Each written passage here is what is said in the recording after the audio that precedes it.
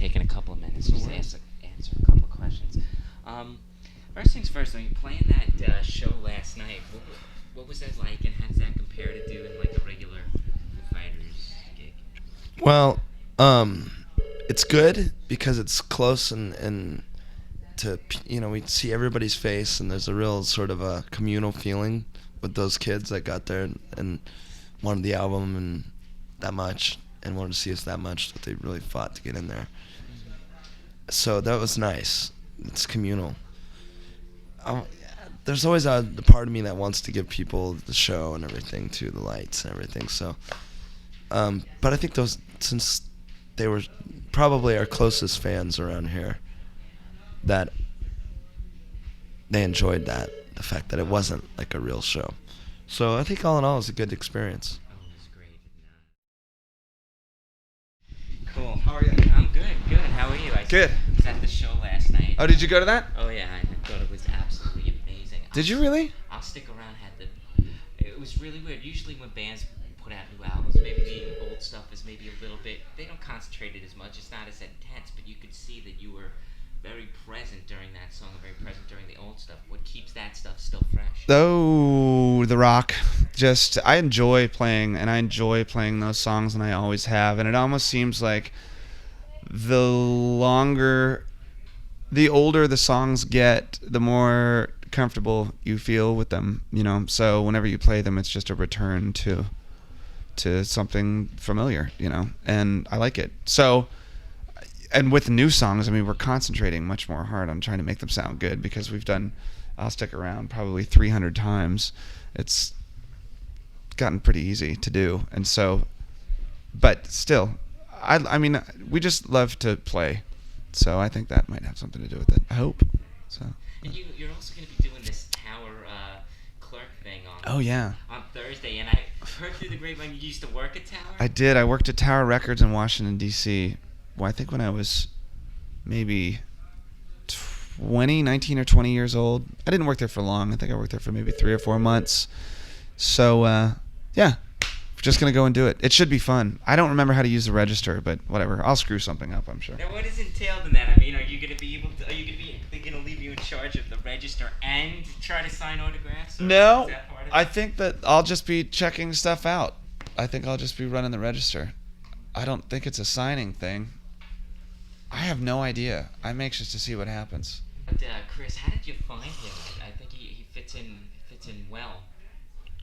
We actually had auditions this time to find a guitar player. We've never done that before. We've always just asked a friend to join. So with Pat, he just happened to be doing nothing, and we asked him to join. And with Franz, when Pat left, Franz seemed like the perfect replacement, because we'd known him for so long. I'd played with him for years.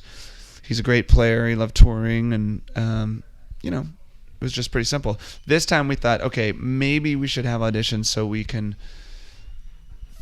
find someone who really, really, really fits in with the band. And Chris was the guy, and he was definitely the guy. Like, I knew he was one of the first people that we auditioned, but I knew that day that he was probably going to be the guy. So. Very cool. Yeah. Do you think that the Foos can survive another member change? I don't know. Right now, the way we look at things, we look at the band as Nate, Taylor, and I, and Chris, feeling comfortable and liking what we do at the moment. As far as making records and stuff, that's a long way away. We have another couple years before we're going into the studio to make another one. But I don't know. That's a good question. Who knows? Good question. I'm just going to be blunt with this question. Has Taylor earned your respect as a drummer? Because I know you may have been in the past albums maybe a little hesitant, you being a drummer, of course, to maybe let go a little bit. Well, I've never been hesitant to let go. I've always wanted someone else to do it. With William on the first record, I wanted him to do it. I hoped that he could do it. And it turned out that he had a little trouble in the studio, and is perfectly capable of doing it, but for whatever reason it didn't happen. And I say that because, because I don't want to diss or slag anybody. Before Taylor was in the band, he had already earned my respect as a drummer. So I knew that he was perfectly capable of doing anything that he wanted to do. So there was no question that he was going to be the drummer of the band forever, And he's the drummer. I'm not the drummer, so yeah. Aurora, I think, is an amazing tune. Thank you very much. My favorites. How did the whole genesis of that tune? Aurora is probably the exception on the record, where it came out of nowhere, and we just started. I was fooling around with a delay pedal. Taylor was playing the drums. Nate comes in with the bass line, and it all just kind of happened. So it wasn't planned out. There was no blueprint for it at all. It hadn't been mapped out at all. It just kind of happened, and I think that's what made it probably the best song on the whole record, is that it's really the three of us in true form. So, yeah. And I love the tempo change and the direction. You put the album on, I'm thinking, all right, it's going to be, kind of hard rocking, but it's like boom, boom, Right. boom. And then all of a sudden it stops, changes direction on a dime. Yeah.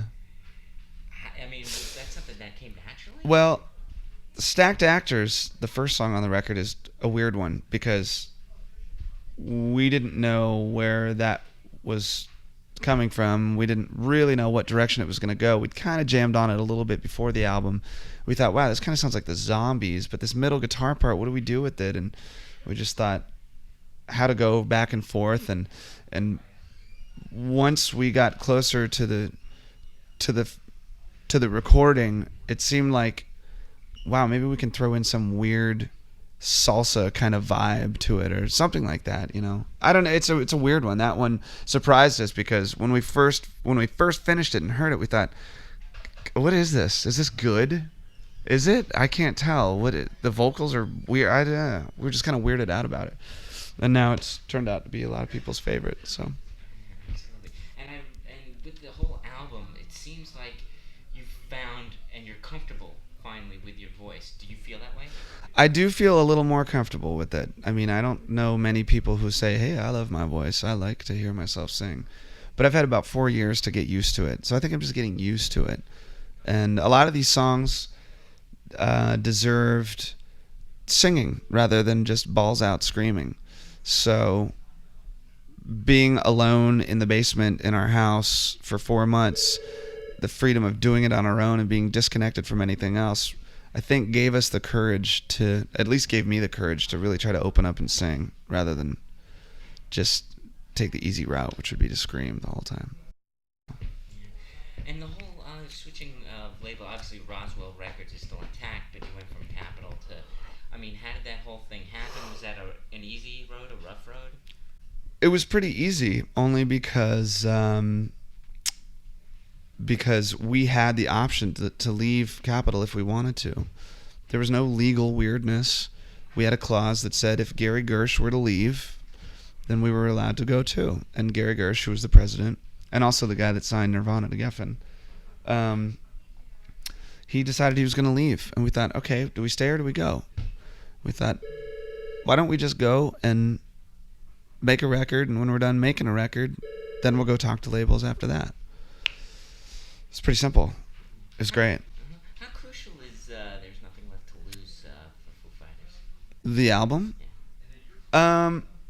Well, I think that this album is probably most important to us because we've proven to ourselves that A, we love being in a band, we love each other, we love the songs, we had a good experience recording, and we did it kind of on our own. We had our friend Adam Casper come in and produce it with us, but for the most part, we kind of made a record on our own without the help from anyone else. We built our own studio, So we did it ourselves, and we didn't ask for or really need help from anyone else. It was great. That's what's most important to it. Any kind of work on the follow-up for Verbena that you may take into your studio that you built and take onto your wing? I've talked to Scott, the singer of Verbena, the other day, and they said they're getting ready to make another record, and I said, man, why don't you come record it here, record it at my house, or come demo at my house, Yeah, I'm sure that we'll probably do something with each other again someday. I love those guys like they're family. Any more artists though that you can maybe work into your schedule? That Not these days, no. I'd love to. Me and Willie from the Black Eyed Peas have been talking about doing something, so that might happen. And there's a guy in Washington D.C. named Wino who used to play in a band called The Obsessed and Saint Vitus, and now he has a band Spirit Caravan. But that's like total hard rock, heavy stuff. So. did a lot of people get the Sway You with King Diamond stuff last night? Did a lot of people still get it? Still get what? You know, the whole. Do you think there's still a lot of people that appreciate or even know who King Diamond is? I think that there are a lot of people that appreciate and know who King Diamond is, but they don't come to our shows. So, yeah, they're still around. And here's a little oddball question. I mean, do you have any sort of heartwarming Christmases or any kind of thing that maybe you got your first drum set on Christmas, any kind of vignette you could? I think what I wanted most in my life for Christmas was a mini bike. Always. A little motorcycle, like a YZ80 or something like that. And I never got it, but I would always close my eyes and pray that I would wake up and go under the tree and see a YZ80. I never got it. It's sad. I know. I wasn't a spoiled kid. I just bought one recently.